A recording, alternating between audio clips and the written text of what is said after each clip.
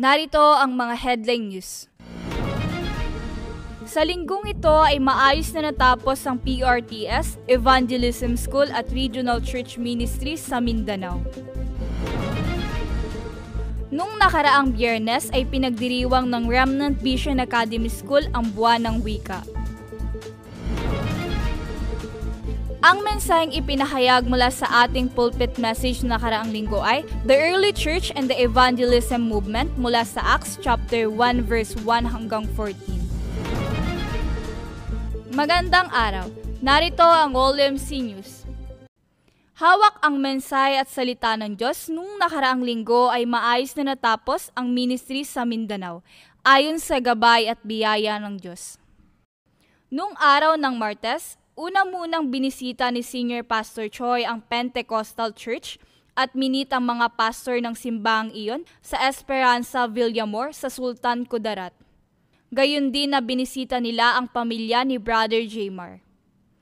Kinabukasan, Miyerkules, ay klase ng RTS sa Midsayap kung saan ipinahayag ang mensahe at ang pagpapatuloy ng lecture ng Westminster Confession of Faith. Sa gabi naman ay Evangelism School sa Assembly of Praise sa Rangaban at ipinahayag ni Pastor Delia ang mensahe ng The Authority of Jesus mula sa Matthew chapter 28 verse 18. Pagkatapos nito ay nagpahayag rin si Senior Pastor Choi ng mensahe mula sa salita ng Diyos. Noong Webes ay PRTS class sa South UP. At sa huling araw ng ministry ay Evangelism School sa Jesus the Cornerstone sa Matalam, kung saan sama-samang nagpapuri at nagbigay ng pagsamba ang mga mananampalataya roon at nakinig ng mensahe. Nawa, patuloy nating ipanalangin ang pagpapatuloy ng PRTS, Evangelism School at Regional Church Ministries sa Mindanao. Nung nakaraang Biyernes, August 15 ay pinagdiriwang ng Remnant Vision Academy School ang Buwan ng Wika. Unang-munang nagbigay ng pagsamba at papuri sa Panginoon ang mga RVS students at teachers. Pagkatapos nito ay sinagawa nila ang aktibidad sa pamamagitan ng pagkukulay ng watawat ng Pilipinas. Sa gawaing ito ay tinanghal ang mga nanalo na sina Remnant Ruth D. Gabriel sa kinder at sa nursery naman ay si Remnant Haslin Hunyo. Gayon din nagkaroon ng picture taking ang bawat isa at pangkalahatan. Bukod dito, tampok din sa pagdiriwang sa Buwan ng Wika ang pagpapakita ng iba't ibang pagkaing Pilipino at bilang pagtatapos sila'y sama-sama na kumain.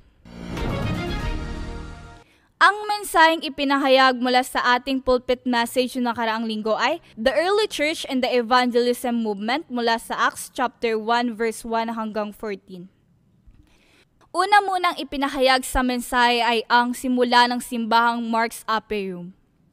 Pangalawa, ang tipan na pinanghawakan ng unang simbahan at tinamasa ng mas maaga ay walang iba kung hindi panghawakan lamang ang tipan ng tanging Kristo, tanging kaharian ng Diyos at tanging pagpuspos ng banal na Espiritu. Sumunod na ipinahayag sa mensahe ang time schedule ng 24, 25 at eternal na nakita ng unang simbahan at tinamasa ng mas maaga.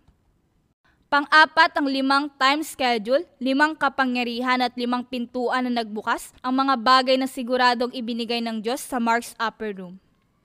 At huling ipinahayag sa mensahe na ang time schedule para sa pag-eebanghelyo sa mundo ay tiyak na mangyayari at ito ay magiging walang hanggang kasagutan. Announcement. Mamalasas ng hapon ay devotion worship ng lahat ng mga assistant pastor. Mamayang gabi ay online evangelism school ng Philippine Children Minister. Bukas ang balik ni Pastor Kim sa Pilipinas. Mula rin bukas hanggang Huwebes, August 18 hanggang August 21 ay Regional Church Ministry sa Laniera at Santiago. Sa August 21, Huwebes ay magkakaroon ng Rodriguez Addiction Prevention Evangelism School. Sa susunod na linggo, 6:30 ng gabi ay magkakaroon ng meeting sa Hansarang Mission Church ang mga head staff para sa paghahanda sa Philippine Remnant Conference.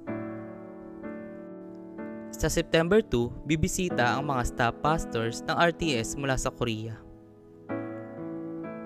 Sa September 4 ay PRTS special message sa Gospel Remnant Church. At sa September 8 hanggang September 9 ay Philippine Addiction Prevention Minister Conference. Nawa, sa linggong ito ay tunay na matanggap mo ang pagpapala na ikaw mismo ay Eklesia, unang simbahan at ang simbahan ng Mark's Upper Room. At dito nagtatapos ang OLMC News. Maraming salamat.